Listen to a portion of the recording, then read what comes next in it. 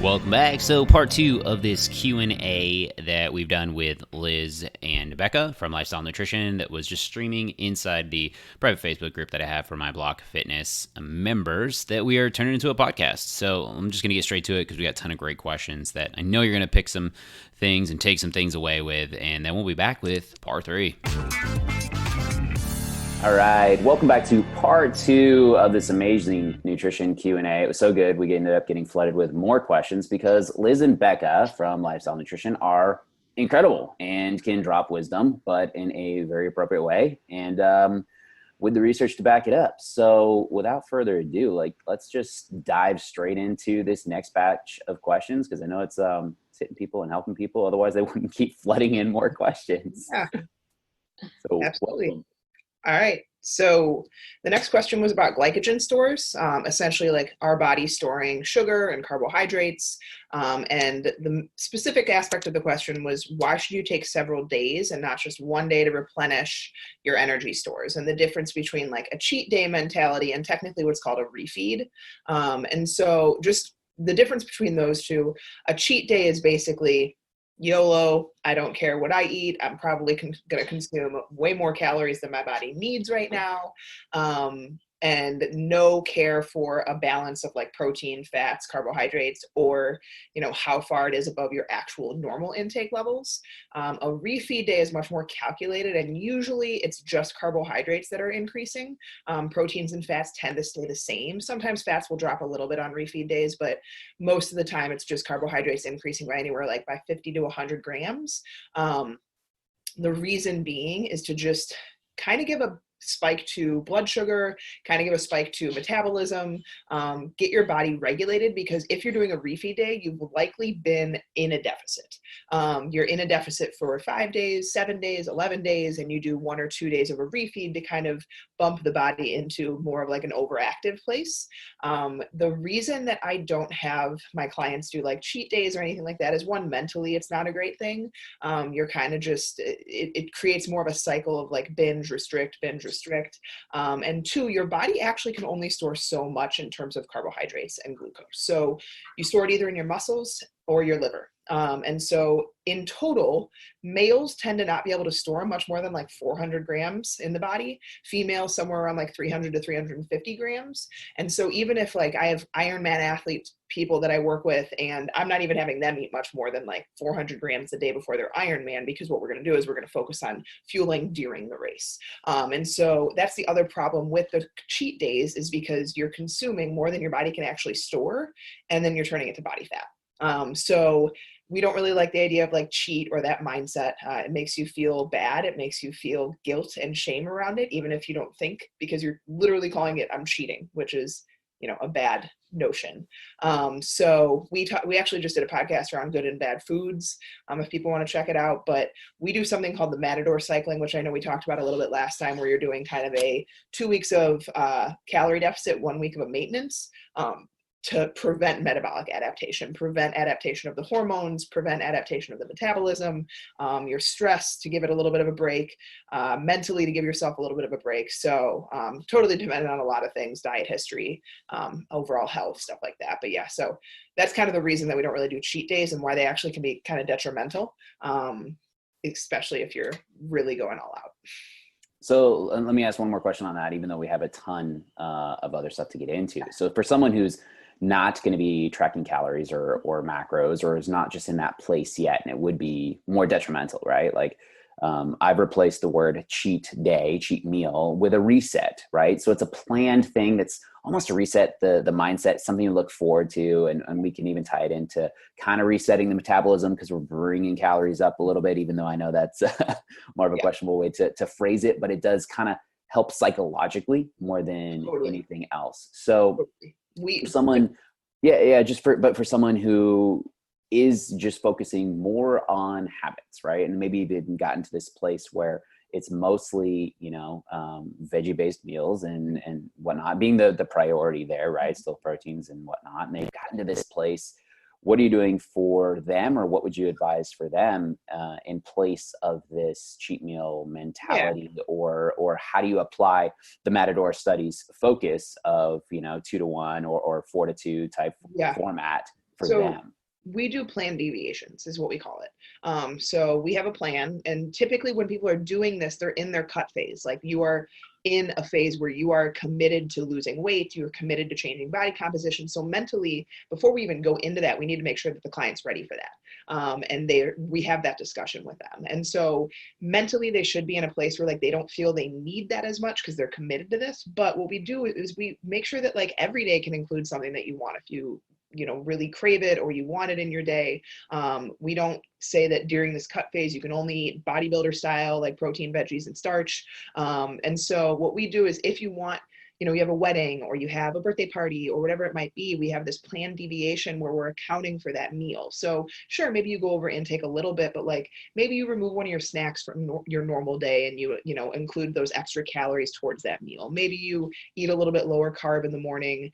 You're hydrating extra that day because you might have a glass of wine or two, whatever it might be. And so it's much more like we try to have those inclusions more frequently so that you don't feel that buildup of like needing, you know, to let go. And so, but we kind of call them planned deviations to where you might have it even during your cut week, but that's why the 1 weeks, and we usually do 2 on, 1 off. Those 1 week in between are nice because you can kind of plan your date night during that week where you're at higher calories, or you can plan your vacation or whatever it might be. But yeah, we try not to have that build up of like, you aren't allowed any of this until this point. We try to allow people to have it throughout. That's really, really good. And actually really helpful because it's the knowledge of what is happening actually gives you more flexibility than anything else. Like we need structure, but we need autonomy within it. We need flexibility within it. It's kind of like how I use intermittent fasting as a tool, maybe when someone is traveling and we're trying to avoid certain aspects, maybe not in many other regards, because it may not be ideal for hormones or metabolism or their lifestyle or whatever the case may be, but using them as tools. So like, I know we got to get into other questions, but you talked about phase, right? And I think that's when they're in a cut phase. And so I think people just kind of need to continually hear the different phases that do happen and why they're important. So I know you guys focus on that as well. So if you could talk about the kind of 3, or maybe you have more phases than 3, whatever that is. Yeah. So we have kind of like 4 phases, I guess you could call it. But essentially, usually most people need some type of prehab. So we have our metabolic prehab program, which is what most people coming to us need to go through, which is essentially like most of the clients we work with have been chronic dieters. You've been in a chronic dieting phase for months, if not years, where you've been under eating almost the entire time. And so your body is not ready to diet. Your body will not lose weight no matter how adherent you are, because it's become too efficient. It's become too adapted. And no matter how low we go in calories, your body's going to fight weight loss. And so we go through this period where your body kind of needs to bring health back to the forefront, because our bodies won't lose weight if it's not healthy, if it's feeling unsafe. And so that process is usually minimum like 6 to 8 weeks of bringing your body back up to a maintenance level of intake, finding health again. And then we try to go into a cut phase. Some people have had to spend like 4 to 6 months out of a cut phase because they've been in a deficit so extreme for so long, and the reversing takes time. And so we have kind of that metabolic prehab, that priming your metabolism process. And then we usually go into 6 to 12 weeks of a cut phase, depending on what they want, how big their goal is, how mentally prepared they are, how mentally committed they are. And then we go into kind of more of a maintenance mode, where you're, taking maybe a couple weeks off of tracking and just using like habits and routines and stuff like that. And kind of just losing the focus so much on like the weight and your food and weighing everything and all that kind of stuff. And more, you should spend most of your year in maintenance is kind of what Liz and I believe in. You should be giving your body health and enjoying things and making it a lifestyle, because ultimately that's what you want long-term. So 3 phases. I sometimes say that there's like a prep phase before going into the cut, where like you need to talk to some family members. Maybe you need to, like clean out your kitchen. You need to get yourself mentally and physically prepared for the cut, because it's a stressful thing both on the mind and the body. Yeah, no, that's super good. Super good. And I have more questions on that, but we'll dive in, keep on going. If we got time, I'm going to bring on it the periodization piece or the phases. Yeah, just on the phases. Okay. Yeah, I was going to say it's very dependent upon the person too. Like, usually after we've gone into a cut phase and we've come out, like maintenance, kind of think of it as like your football season, right? Like some of those people are then going back into spring training where they're mentally starting to prepare to cut again. If the person has 100 pounds to lose, that doesn't happen in 12 weeks, right? But we still have to come back out and kind of give them that mental break and restore the metabolism again, and then go back into it. So we have a podcast that is all about periodization too. But if you want, do you want to pause here and answer some of those questions now? No, I mean, like, I think we'll link that up. Okay. So I'll drop that in my group, and we'll drop it on each of the podcasts. I think that'll be really good. So I think the only thing I just wanted to emphasize is, like, you're saying to repair the metabolism. A lot of people are chronic dieters and coming in too low, but it's not to say that people are, believing in starvation mode and therefore they're not losing weight because they have been under eating. Because I think a lot of times it gets that, oh, that's me, I've been under eating, right? Like, that instantly was in my head, and I'm going, well, if we were under eating, like, try to tell you, but we would be. You're just adapted. You could be under eating, but you're adapted more than anything, right? Yeah, and it was just that language. I just wanted to make sure, like, people know, like, okay, it's not an out to say, like, oh, okay, now I get to go eat a bunch of 100 calories every day and then wonder why you're gaining. Yes. Yeah, the program is aimed towards education too. Like, we want people to, before they go into the cut, know what food is, know how to balance food, know why sleep and stress is important, know why inflammation is important, types of foods you should be focusing on. So, like, it's much more educational too, because we want people to feel, like, knowledgeable and empowered with food. Yeah. No, that's super, super good. And we know, like, nutrition is the main piece. But I mean, there's so many other elements to weight loss besides just the nutrition that can be holding people up. So good. Yep. So yeah, cool. Let's dive into that next one. This question says, why is it said it's really not possible to focus on one area of the body that you'd like to target for weight loss? You want me to take this one, Becca? Sure. Okay.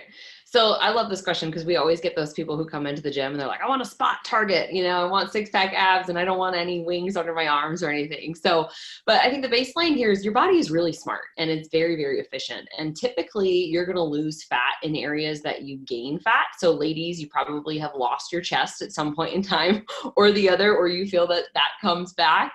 But I mean, it's going to take fat and burn fat from the places that it's easiest first. I think there is definitely a role of hormones, especially, as we get older, our menstrual cycles, and, for men too, the stress gut. So your cortisol is kind of like a warm, cozy home in your midsection, because that's where most of our receptors are, the cortisol receptors are. So you will see people who are, like, chronically stressed holding more fat around their midsection. So for females, I mean, we typically hold it then in your hips and your butt. Kind of depends for everybody though. Like, I personally, I find that I hold in my hips more, but like somebody else, like Becca, she doesn't hold there. So it just kind of, depends upon the person and where their hormones are.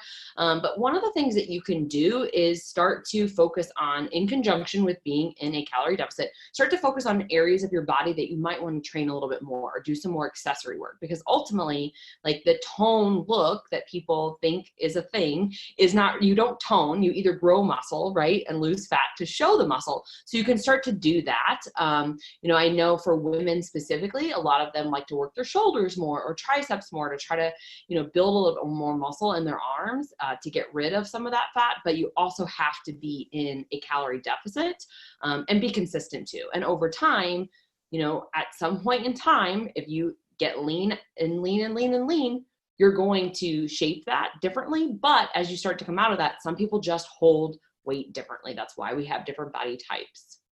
Yeah, no, that's really, really good. It's kind of like when a guy, it's easier to put it from that frame, but when they, like, drop a little bit of weight, all of a sudden they can look more jacked, than they did if they were trying to actually bulk up and eat more. And it's just the fact that muscle has always been there. And it's not that it was spot treated. It's just that the fat around it, so it looks more, you did air quotes with toned for those that when she said that, and I just did it again myself. So if you're just listening, I hate that word. Yeah. I mean, even for some of my dads too, like, I see a lot more men holding more weight in their midsection now. Like, as they're older, they're stressed, right? They're not sleeping as well. So that can be a huge thing.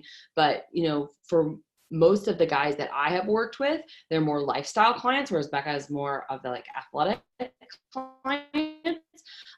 they lose a lot in that chest and upper like abdomen area first before they start to lose. So ladies out there, it's a little comforting to know that some of the men still struggle with the same things that we do. And again, it's just because that's where your cortisol receptors are. So it finds that warm, fuzzy home. The last thing that I would say there though about that is that some people, if you dive into like food intolerances, lectins and nightshades and things like that, that lower belly bloat. So a lot of moms say like, I want to lose this, lower belly bloat.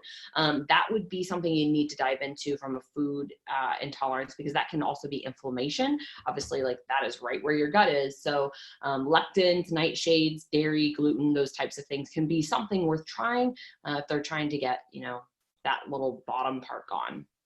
Yeah, no, that's really, really good. Is there any correlation between body type and hormones and how it stores, where it stores? So for instance, mesomorph and, high cortisol levels or whatever, like, is there a correlation between that and where weight tends to store? That I don't know. I would say the same thing. I'm not positive. I don't know if there's ever been like research or studies around body type and hormone distribution. Yeah, that's why I asked, because I hadn't heard anything, and it just... Yeah, I mean, the only thing I can think of is with females, estrogen dominance tends to be like, bigger hips, holding weight around the midsection. You're not like removing the progesterone from your body as well as you should, which then can result in other things. And obviously there's some questions around menopause later, which gets into that too. But that would be the only thing that I would think of, is like maybe there's some correlation between estrogen dominant women and body types, but I don't know if there's any studies out there around it. Oh yeah, I'll have to research that. Cool. All right. Next question. Should you listen to your body if you have a craving? Liz, you can take this one. I know you. Okay. So cravings happen for multiple reasons. Becca and I both believe that this can be yes and no. First and foremost, like we can't give into every craving. Like we do have to start to build some discipline muscles and, focus on other things that we can control. But cravings do happen for a lot of different reasons. It varies person to person. As we always say, it depends, but it's important to understand why. So if it's a craving, let's say like a sweet or chocolate craving, typically that can be a signal of magnesium deficiency. So there's a difference though. I think a lot of people have to mentally understand that subconsciously, if we start to have ice cream every night after dinner, like it's kind of like Pavlov's law, right? Like you start to salivate at that time, like your body is very smart and it knows. So have we actually created a habit here that's just subconsciously showing up and we're thinking about those things, or are we actually craving the nutrients such as magnesium or iron or things like that? So, and the last thing I would say around like the sugar component is the more that you feed a sugar craving, the more that it's going to roar its head. Right? The more it's kind of like anybody that has an addictive personality, like, that if you have something, like you're going to want more of it. Right? Kind of what we talked about in the last podcast about the abstaining versus moderating. So, but let's talk about like some reasons why cravings could happen. Number one would be your blood sugar dropping. So you can combat this by eating throughout the day, specifically eating protein throughout the day to stay satiated. So the second thing here is that you don't have enough protein in your diet. So eating adequate protein. We also have a podcast on that to help you understand protein, types of protein, how much you should have. Under eating. So if you've been dieting or you've been in a deficit for too long, cravings start to get worse and worse. And then if you're eating more addictive processed foods, so too many like calorie dense foods, not enough nutrient dense foods, again, tying back to I'm craving specific micronutrients such as iron, magnesium, things like that. That's where we can also see cravings show up. I guess I would just say, depending upon what this person's dietary intake is, they should focus on whole foods first, right? And eating enough protein throughout the day, drinking water. So a lot of times that we're hungry or we're craving something, we're actually just thirsty. So are they doing that? And then are they getting a wide variety of foods to get a lot of macronutrients into their diet? So I think, it's sometimes certain times of the day for specific people, whether they work in corporate and it's that like 3 to 5 o'clock time, they want something a little sweet, or it's the after dinner type thing. Are those habits that have just been created? And so now you're automatically going to it, or is it actually something that you're really craving and you can't stop thinking about it? Yeah. HALT, right? Hungry, HALT, angry, lonely, tired. Yep. So what's interesting is about a year and a half ago, because there's not a lot of research like actual on stress eating and whatnot. Like there's some good stuff, but nothing that's solidified that I ever found. Yep. And so I did an unofficial study. So I just put an ask out on social media, and I got about 50 people, most of them past clients and whatnot, who all responded. And all I did was ask a few different questions. And there's a direct correlation with, it was 90% of the people that I did it with, that their food that they would eat, right, when they were stressed out, AKA that craving that was happening, was what was given to them as a child, either as a comfort food, right, or what they were given to like be shut up, right? So it's like, as mom and dad were fighting, yeah, it was like the bowl of Lucky Charms. And so my stress food is, I love cereal, right? But it took me just saying, hey, what do you like to eat when you're stressed out? Oh man, I just love like cereal. I just love peanut butter and jelly sandwiches, right? And there was always a correlation between this like pre-10-year-old age to then what comes up now. And so I know that's not really like completely to do with cravings, but it is the craving that comes in response to stress. Totally. So, just that was comforting, right? Exactly. And that was the point. That's kind of like, some of the clients that I talk to, I'm like, are you even enjoying this? Like, and they're like, no, not really. Like I had a conversation the other day with a client about a glass of wine every night this week because work's been stressful. And I was like, okay, so like, is it the glass of wine that you feel like is relaxing you and you're really enjoying it? Or is it just a habit that you've built to sit down with your husband at nighttime? And she's like, you know what, you're right. Like I sometimes like didn't even really enjoy it or didn't even really want it, but it was just like this habit that we've started to build and create, especially being home in quarantine. So I think that's always good to go back and look at those things and journal and exactly halt. I think I have that down at the bottom for another question we're going to talk about too. I love that method. And for those of you who've never heard of it before, Joseph just briefly mentioned it, but basically if as you have a craving or you're feeling hungry, you're doing kind of like a mind-body scan. Am I actually hungry? Am I angry? So is there a stressor that's triggering this? Am I lonely? So this could be emotional, if I'm sad, or am I tired? And, a lot of times, as we talked about last time, most people are either thirsty or they're tired and they need to get sleep. Yeah, no, so spot on. I mean, yesterday it was like 8:30 at night and I'm like, man, I'm still so hungry, but I knew like mentally it added up kind of where I was at, right? Like I don't, have to track at this stage, there's phases where I do for fun and just to check in, but I did that and I was like, no, it's just the fact that I only got 5.5 hours of sleep last night and I've been up since 4 a.m. And so like, that's what my body is telling me. So I'm like, it's time to drink a big glass of water and go get like distracted and just play with my son. And it works. Right. But to be aware is that hard thing to get to that place. So, All right, next question. As I take a big sip of coffee, are you pro on coffee drinking? We love coffee. We drink it in plenty amounts, certain days.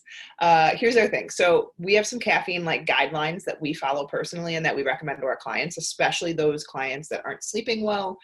So you shouldn't be dependent on caffeine. So if you feel like when you wake up, you have to have coffee to function, it's not just something that like you enjoy, then there's a problem there. Like there's either inflammation, inadequate sleep, hormone imbalances. So it shouldn't be something you have to have. Like for example, this morning, I think I got so busy this morning that it got to like 10 a.m. and I was like, I haven't even had coffee yet. Like I've been getting good sleep.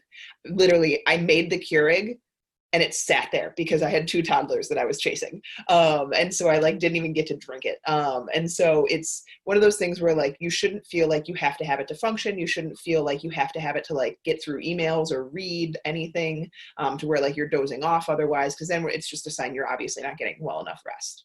Cut it off by 2 p.m. Caffeine has like an 8 to 9 hour half-life, meaning it stays in your system for about that long. So if you're going to bed at a normal time, like hopefully we all are, 9 to 10 p.m., maybe 11 p.m., the caffeine should be mostly out of the system. Even decaf, like decaf has small amounts of caffeine. I do recommend if you are drinking caffeine in the afternoon, try to go to decaf. I think it's like the placebo effect. It does have less caffeine than normal coffee, but it still has a little bit. And understanding too that like, chocolate has caffeine and certain foods have caffeine too, and that can add up quite a bit. We also hydrate on top of the coffee. So for every cup of coffee, we recommend 2 cups of water, because coffee is a diuretic. It can dehydrate you to a point. And then typically it's not the coffee that's the problem for a lot of people. It's like what they're putting in their coffee too. Can you drink coffee without heaps of sugar? Can you, I think a lot of times, like if we're talking about the caffeine, those are our guidelines. But if we're talking about like calories and stuff like that, I think it's also looking at like, what are you putting in your coffee on a day-to-day basis? Because that can add up too. Like if you're using those yummy sweetened creamers, those can be an extra like 100 calories a day and you're not accounting for that. So just keep being mindful around it. But yeah, we love coffee. It does cause a little bit of stress in the body. So if you're super, super stressed, maybe it's something you can try to cut down on, maybe like 2 cups a day, something like that. I think if you're having like 5-6 cups of coffee a day, it's something that you should probably address. All right, I reject all of this. I'm not with this. That's like 2 cups of coffee. Sometimes I have 3.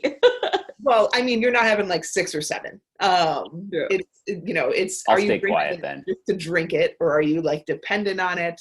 I think that 2, maybe 3 cups is like that. I think that's a good cutoff. Joseph's like, I just make a full pot for myself every morning. And every afternoon, and it's amazing.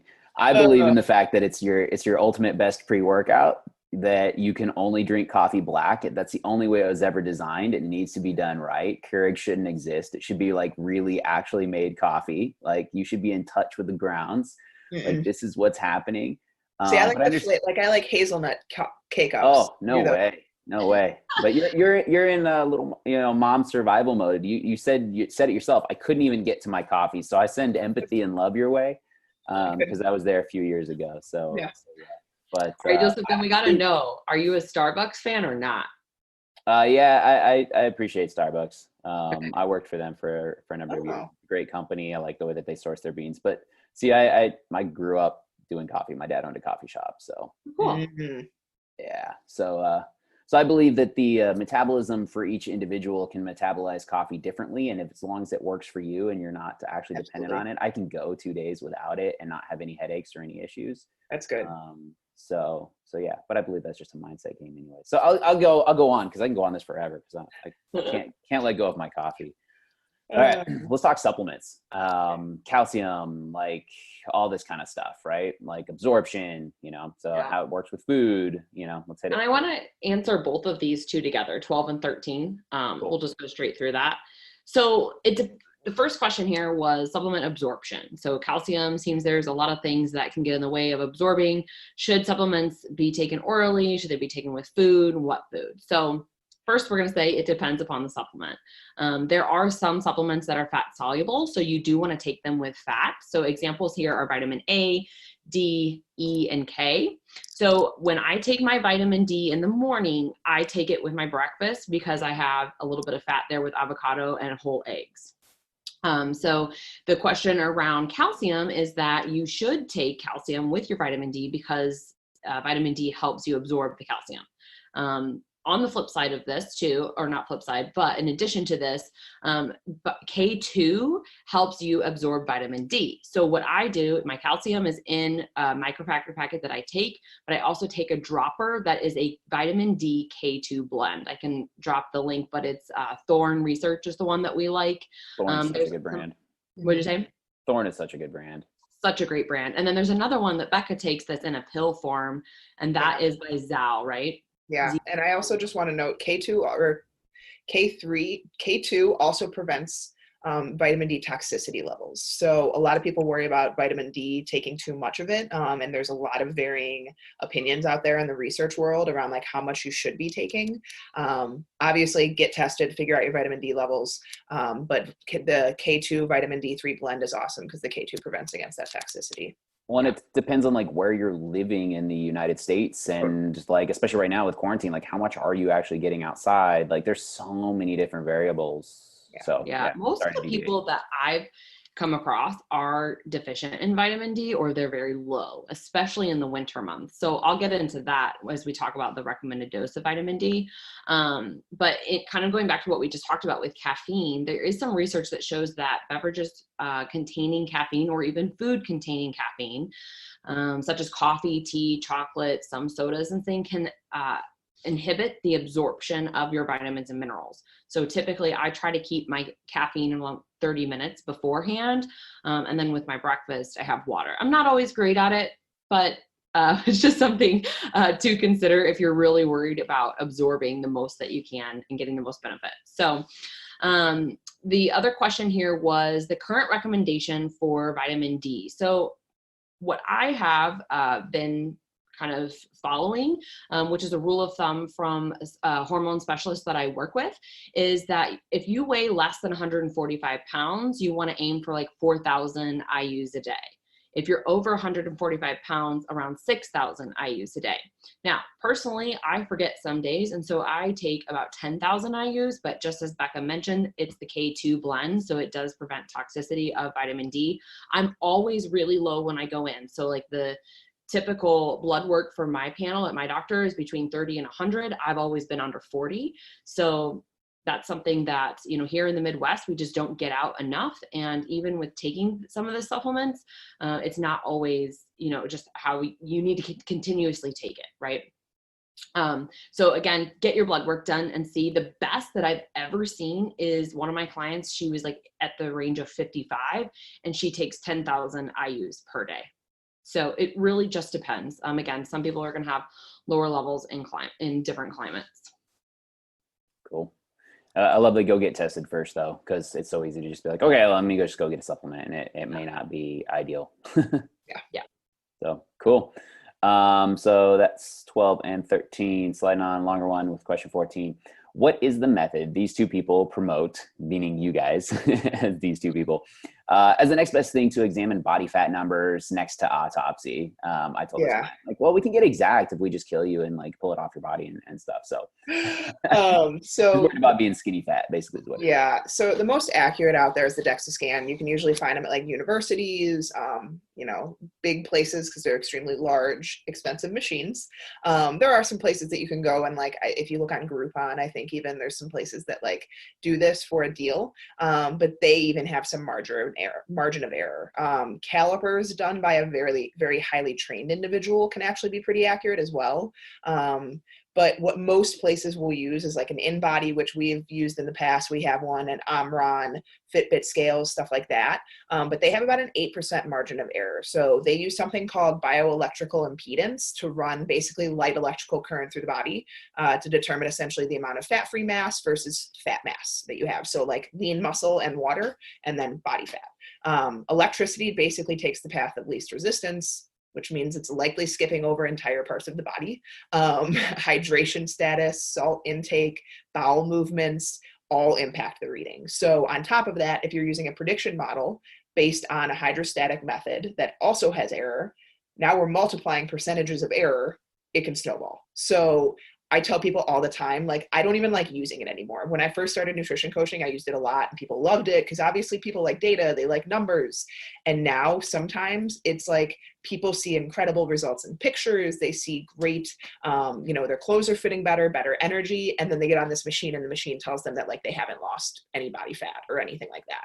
And so I really don't love them. I think that they are not necessary unless you are like trying to compete at a show. But even then, like they aren't on stage asking what your body fat percentage is. It's like, it's how do you look? What's your energy level? How are your clothes fitting? For remote clients, what we do is we typically do pictures if they're okay with them, taking body composition measurements like waist, chest, hip. And then I know that another person asked about like skinny fat. Skinny fat's usually people that are, you know, not looking to be overweight, but probably don't weight train, aren't eating a very quality diet of like whole unprocessed balanced foods, and still showing like a leaner physique just because of genetics or lifestyle or whatever it might be. So tell people like focus on how you feel, how you perform in pictures. But if they're really looking for something, DEXA scan is going to be the best out there. But even that has a pretty big margin of error. Yeah. And I think data and numbers are really, really good, really, really helpful. But, you know, it's like you look at any of the top bodybuilding or physique, you know, competitor coaches, and a lot of times they really are just going week by week off of, you know, biofeedback metrics. Like, how do you feel? How was your sleep? How is this? And then of course, like the food intake and pictures are like such a big metric. Like, okay, we're going to add a few more carbs. Like you're starting to look a little flat. Like it's not going to come from, you know, the number on the scale or the body fat. And I know those are important, but they're definitely not end all be all. So yeah, definitely good stuff.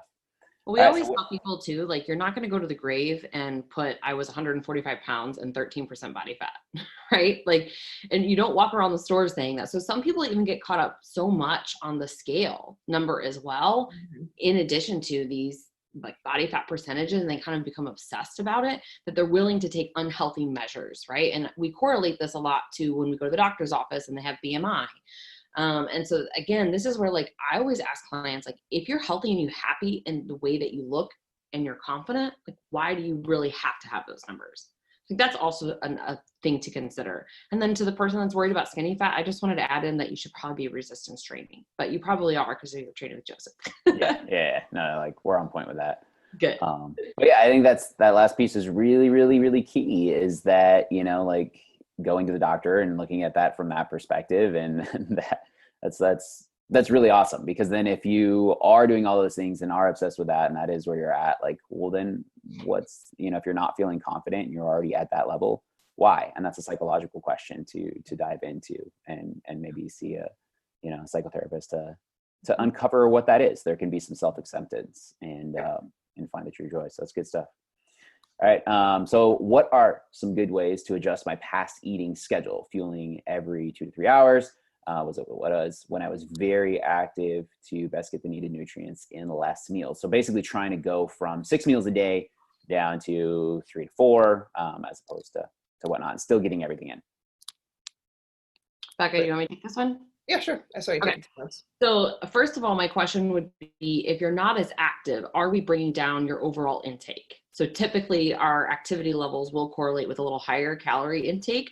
So if are we struggling to get the calories in just because you don't like to eat as frequent, or because, you know, we're like pushing calories up? I think that's important to kind of, you know, for us to know. That would be a question that we would have. But if it's because that you just want to reduce, you know, like 5 meals a day down to 3 meals a day, you can look to add more dense foods. So more dense foods might be, you know, more beef or chicken thighs instead of lean meats like tuna and chicken breasts, right? Even salmon, that's going to be a fattier protein, avocado, olive oil. So, you know, I'll give an example for my husband. When he is really far off on his calories, he takes a couple of tablespoons of olive oil, and that's easy to add 300 to 400 calories into his dinner than 300 to 400 calories of a big volume of rice or something. Other things here would be nut butters. So again, you know, fat is more dense depending upon your macronutrients. It's kind of depend on what you choose to intake, but you want to look for more dense foods, and that can help you kind of reduce down your volume. Cool. Yeah, good stuff. Good stuff. I know she was doing 75 hard and was doing the 2 workouts a day, and had been put on a calorie prescription that was, without knowing all the details before, probably too low for the amount of physical activity that was going into all of that. The results were drastic and good in that regard, but then reached this end point where the body was like, I'm exhausted, I'm done. And now you're going to pull out all of this physical activity. How do I deal with that? And so it's like, you know, been on a probably 6-week maintenance right now, and it's going to probably have to go for a few more weeks. Yeah. You know? 75 hard is a great challenge. Art did it, and he made it to like day 63. It's a different story. He didn't even drink or anything. He missed one of his workouts when we were traveling. Sucks. I did it with him too for a while. And honestly, I think it's a little bit of overtraining. So when we were doing it, we did a lot of walking outside. It wasn't the running and like intense training outside. The thing that I would say about that is that he or she needs to reverse out of it. Right? Exactly. So as, you know, the activity levels went down, kind of driving her intake up to maintenance, but also, you know, just kind of considering that food is fuel. And if she can get more shakes in, or, you know, make a smoothie in the morning, that could be something that could get 300 to 500 calories and packed into that. But going by how she feels and just making sure that all of her energy and sleep and hormones realign. Yeah. We did a like pretty significant quick bump back up because of hormones. It wasn't like, we're going to do a slow 5% increase, like reverse. It was just like, whoa, this is a lot. This is probably too much. And yeah. And I don't think it was overtraining. It was like under recovery, more aspect on things, but Yeah. So good stuff. All right. Moving on. How do I combat eating out of boredom? Just because I can, not because I need the food. Liz, I know you took notes on this, and I kind of wanted to go over the next question and Okay, I can do this a one. bunch of other questions. So Sure. This is why Becca and I work. We're like yin to the yang. So how do you combat eating out of boredom? Well, I want you to know you're not alone, because I probably go to the kitchen like 20 times a day and open up the cupboard, like something magical is going to appear in there. Just we're home, right? And so we just got to go into that. So the first thing that you need to do is set your environment up for success. Because every time I look at that cupboard, the box of cookies is not appearing. So you want to make sure that on your worst day, whatever it is that you would binge into or you would just mindlessly eat and snack on isn't in the house. So for some people, it can be ice cream. For some people, it can be a bag of chips. But you need to do a kitchen cleanup and set your environment up for success. One of the things that we have done, especially in this quarantine, and I've seen other people do it too, is make sure that your workstation or wherever you're at in the house isn't in the kitchen. My house is set up that it's easy for me to make the kitchen table my office. So I've been spending more time either in the podcast room or in another room, which is actually my office. I just don't go there a lot. So just make sure that you get in there, and then I would shut the door. I would set some timers on your phone and really dial in and like focus on your work and keep yourself busy so that you're not finding yourself just like going back and being bored. Find a project in the house or something outside. Get out of the house if you can. If you're really struggling and finding like that food is just kind of like what people say, quote unquote, like speaking to them or calling them, get out of the house then and like go for a walk or go to the grocery store, whatever you need to do. And then I would also say like make yourself a schedule. Know when you're going to work out, know when you're going to eat, know when you're going to play or have downtime. Plan ahead with your food too. So like plug things into your food tracker if you are tracking food. A great example here is like First Form protein bars are one of my favorite, but they're a little bit more dense in calories and fat than other protein bars. So if I want that in my day, it's kind of like a treat. I put that in my FitnessPal first, and then I kind of plan other things around it so that I don't go overboard. The other thing would be keep things in your house that are easy to snack on but low calorie. So like baby carrots or celery sticks, hummus, sliced peppers or things like that. So if you feel like you are, needing a little something, you're not going for, a dense treat every 20 minutes. Super good. Yeah, I think the other pieces here that we have that we've said before, right? Eat balanced meals at planned times, drink 2 to 3 liters of water. That's huge. And then I would say, taking a walk and going out and getting out of the house a couple times a day. Great stuff. Great stuff. All right. Are we on the diabetes question? no, I think we're on the monk fruit and stevia and. Yep. Yeah. All right. Let's hit it, Becca. Yeah, so I'm actually going to bulk it together with a bunch of other questions that came in because we had what is the good, bad, and ugly of artificial sweeteners? Diet sodas, all that, yeah. Artificial. What's the scoop on diet drinks? Sucralose. Why is it in so many protein drinks?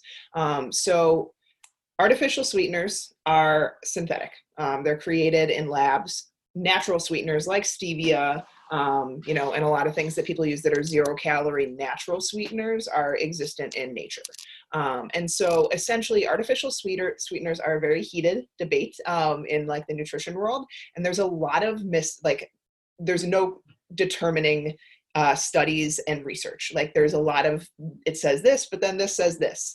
And so they have been declared safe by the US regulatory bodies. And many people use them to reduce sugar intake, and health claims that there can be like some cancer risks or harmful to blood sugar or gut health, but some studies show this and then some studies don't. So unfortunately, epidemiology studies or like food studies are often done on animals, and they also, when done on humans, do not control for very much. So, people that are taking in these artificial sweeteners might also have really poor lifestyle factors, like smoking or not exercising. And so it's really hard with nutrition studies and research to control for things. So there's a lot of like misinformation and not conclusive things. But when we're thinking of artificial sweeteners, aspartame is a big one. That's equal NutraSweet. This is about 180 times sweeter than sugar. Saccharin is sweet and low, so that's 300 times sweeter. Neotame is Nutame, that's 7,000 times sweeter. And sucralose, which is like Splenda, is 600 times sweeter. The reason that sucralose is in protein powders often is because protein powders are actually really bitter. And so sucralose helps sweeten, and the body doesn't break it down as much. And so they use it for that matter as well. Most common, like all natural ones. So low in calories, they're low in fructose, and they taste very sweet. So stevia is the big one. This is probably your healthiest sweetener choice. Although some people dislike the taste, stevia is a natural 0-calorie sweetener. It's been shown to lower both blood pressure and blood sugar levels in some studies. So xylitol is a sugar alcohol that contains about 2.4 calories per gram. It has some dental benefits. In rats, it may improve bone density and lower the risk of osteoporosis. So some fun facts. Yacon syrup, I'm going to mispronounce so many of these because they're like these really weird long words. Right. It's helps feed the good bacteria in the intestine. It may be helpful against constipation and may help you lose weight. And then monk fruit extract is a natural 0-calorie sweetener as well. It is high in unique antioxidants, and it makes it about 120 to 250 times sweeter. So stevia and monk fruit extract are pretty similar in my book in terms of, like, I know the person asked about the difference between them. It's which one you prefer. They're pretty much the same thing in my book. So the effects of artificial sweeteners on blood sugar. Our bodies actually have very tightly controlled mechanisms that keep our blood sugar levels stable.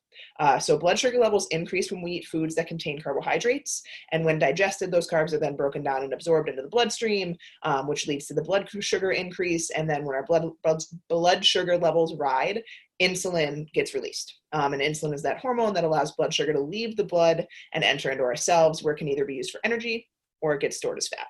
So the sight, smell, and taste of food actually kind of primes this.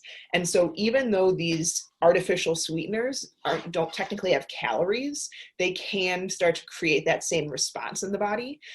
So research has shown that the two primary ways that artificial sweeteners interact with this process are the sweet taste in artificial sweeteners triggers this cephalic response, which is kind of that, like, you smell, taste, and it starts the response of like blood sugar rising. So it can cause a small rise in insulin levels. And then also, while artificial sweeteners don't necessarily raise your blood sugar the same as actual carbohydrate calories do in the short term, regular consumption of them can change the gut bacteria. So this could make our cells resistant to insulin in a way, leading to both increased blood sugar and insulin levels when taken long term. So on blood sugar, there are some impacts on weight. The research actually is kind of mixed. A lot of research actually shows that artificial sweeteners help with weight loss because it helps people reduce calories. So it's reporting basically that it might actually reduce body weight, fat mass, waist circumference. But then some studies actually report a link between the artificial sweetened beverages and obesity. So with many people, people use them to aid in weight loss, and some people actually believe that it does help, but then others say that it increases appetite and promotes weight gain. So it's kind of mixed reviews. I say if you use it in moderation, it's not a big deal. I try to use stevia as much as possible when it's places instead of like Splenda, stuff like that, just because it's a more natural source of a 0-calorie sweetener. But from the research, and even like the people that believe that artificial sweeteners cause cancer, they've done studies on rats and it doesn't. So there's a lot of mixed reviews out there. I don't recommend drinking loads of Diet Coke and, all the fake sugars out there, because they are chemicals that our body can't really do much with. They're not beneficial calories. They're not beneficial things that we're putting in our body. If they're helping us stay away from alcohol because we were an alcoholic, or if they help us, cure a craving or whatever it might be, so we aren't downing the cupcake, maybe. But again, the research is very mixed. Yeah. So basically, what is the emotional response for you? How are you using it?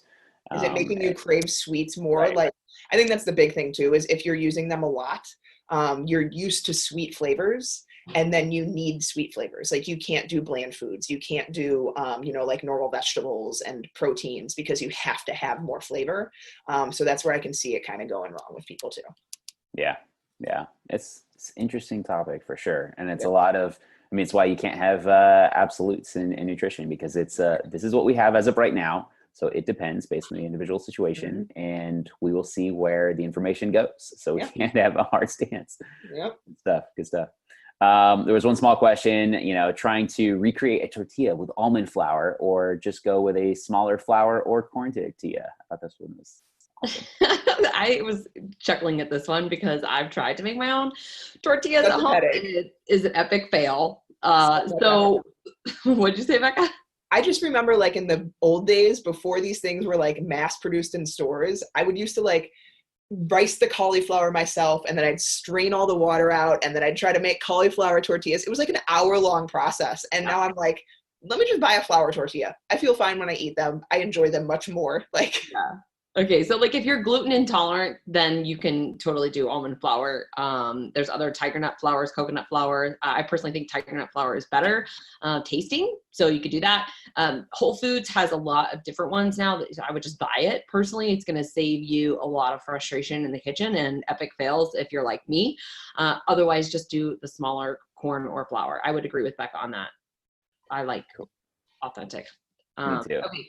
I'm going to take this next question because I did some research on it this morning, and I thought it was a really good question. So do you want to read the question, Joseph?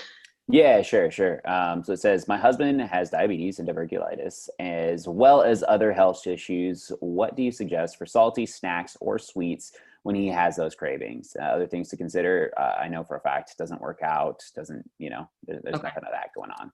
Okay, so I don't know what the other health issues are, but based upon the diabetes and diverticulitis, first you want to ensure that he's eating enough fiber. So depending upon how much fiber he's eating right now, he might need to ease into some of these foods. So there's been some studies showing that eating the fiber-rich foods can help control the diverticulitis symptoms. So also, I don't know how old he is. I wanted to bring in, kind of some goals here for him. So if he's under 51, he should aim for about 38 grams. If he's older, then you want to aim for about 30 grams daily. So for that, I would track some things in MyFitnessPal. A lot of foods have good fiber in them, but some people think that all veggies do, and not all veggies do. So you just want to make sure that, you're kind of tracking that to hit those targets. I did want to make a note here. So in the past, because this is something that I have thought as far as diverticulitis goes, that there are some foods that people should avoid due to just being harder to digest. That would be nuts, corn, popcorn, seeds. For fear they would get stuck in the tract and cause some inflammation. However, there's been recent research that's noted there's no real scientific evidence to back up this recommendation. So you could enjoy these foods dependent upon, of course, how you feel. If you're getting bloaty or gassy or having stomach cramping and pains, you need to go by, how you feel and avoid some of those foods. But as far as like salty snacks, so there's some things that you can do. A couple things that I really like would be rice cakes, and put that with nut butter or avocado. Personally, I like these new ones that I found that are like thin cakes. So they're even smaller. They're more crunchier than some of the airy rice cakes. Air fried vegetables. So if you don't have an air fryer, that would be fantastic to invest in. Becca and I love our air fryers, but you can do like green bean fries, sweet potato fries, asparagus fries. It's all natural. There's no oil or anything. So that would be an easy, healthy option. You can do baked kale chips. I've seen them in the stores. They're very expensive. I've made them a couple times at home. You need a lot of kale in order to get a decent amount of chips because they do. It's a lot of work. It is a lot of work. Yeah. So there's a couple other things that I like as long as he tolerates beans. So broad bean crisp, there's a brand called Enlightened. Those are some of my favorite. They're basically real crunchy, and they have different flavors. So there's like more salty and then more sweet. There's like cocoa and cinnamon mix, and then there's like a sriracha, a regular sea salt, and like a ranch, I believe. So I like those. They're about 100 calories. They've got some good amount of protein in them. You could also do things like baked chickpeas. I've done those in the oven, roasted those. They're kind of crunchy. Outside of that, off the eaten path would be my favorite veggie chips. They're like the cleanest that I've seen. And then another salty snack here would be beef jerky. From a sweet perspective, so kind of looking back at what Becca just talked about with some of the, sweetener alternatives, using stevia or monk fruit, things like that. You can get creative. So black bean brownies, protein mug cakes. I would recommend going on Pinterest, lots of different recipes out there. I used to make for my husband coconut whipped cream with cocoa powder and then strawberries. So that's kind of like a mousse. You could even put it in the freezer and freeze it. That was really good. Apples with nut butter. No bake energy bites. I like keeping those and having them on hand. Again, Pinterest is going to be a great resource. Firstform.com. I use their protein powder, as I mentioned before. They've got a lot of recipes. Protein smoothie. So make this with, some spinach and some other vegetables that you like, but then you can throw in some of your low glycemic fruits. That's really refreshing for summer. A little bit of protein powder. You could also do like angel food cake with some coconut whipped cream on top. So Delicious is a brand that makes that. Or True Whip, no high fructose corn syrup in there.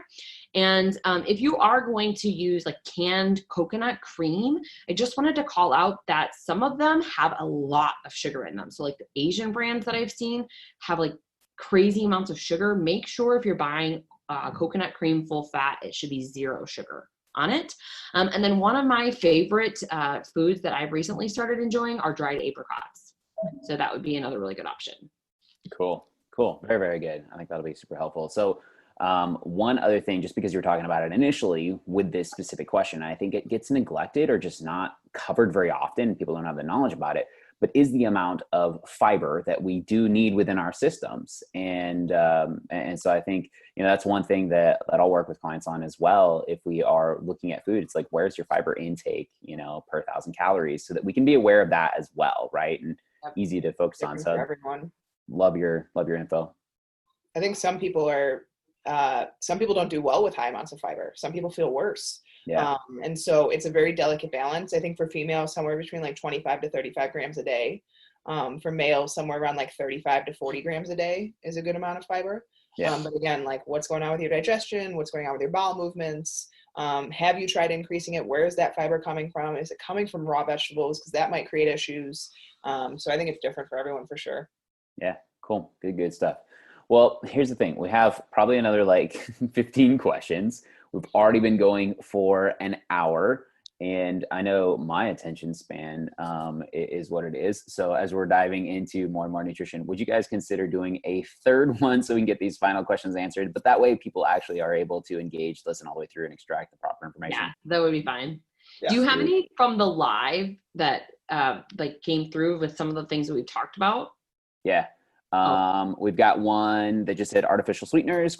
So I think we answered that really, really well.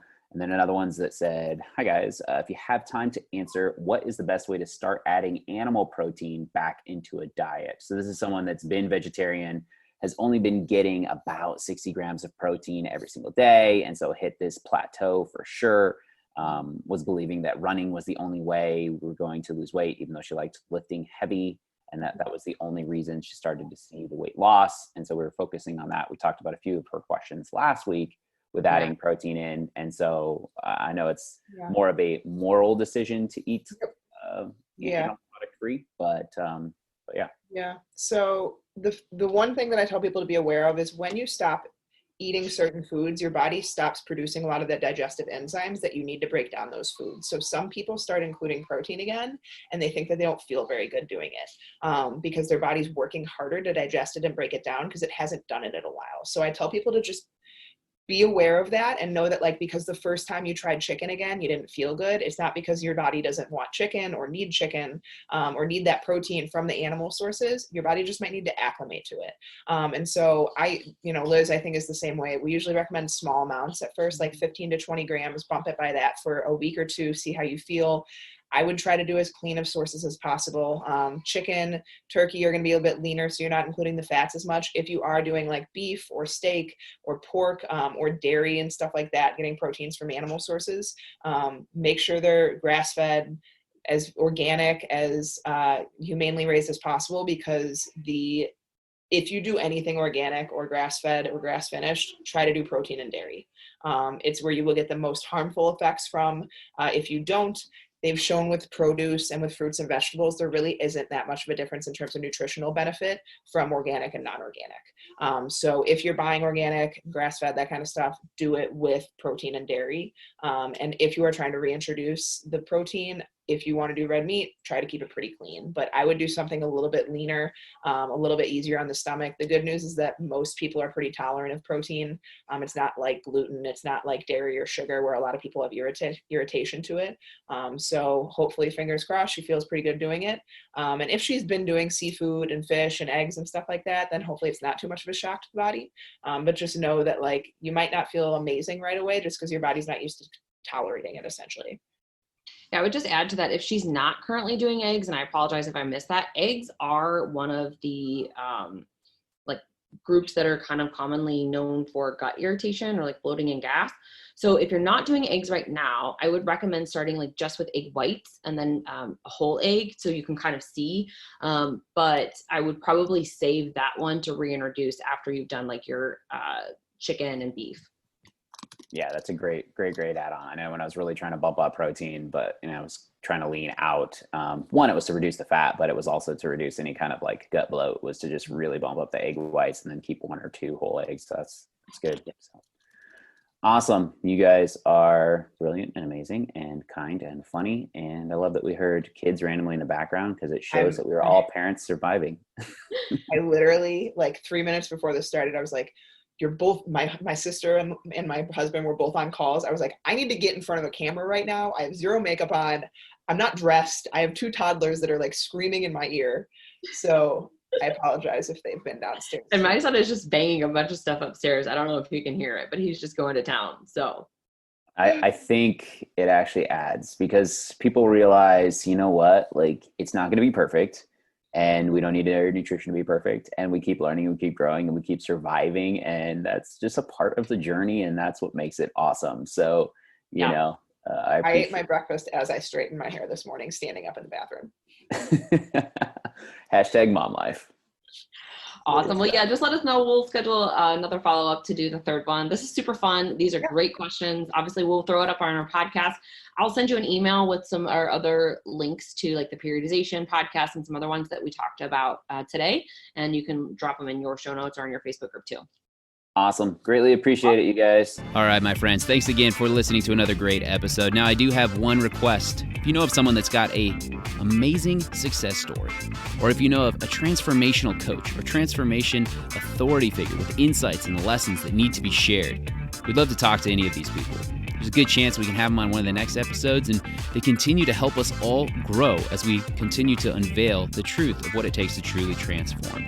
Last thing, love for you to head on over to iTunes and hit that 5-star review button. Helps to get this message out and continue to transform more lives. As always, my friends, Coach Joseph Hawthorne, peace be the journey.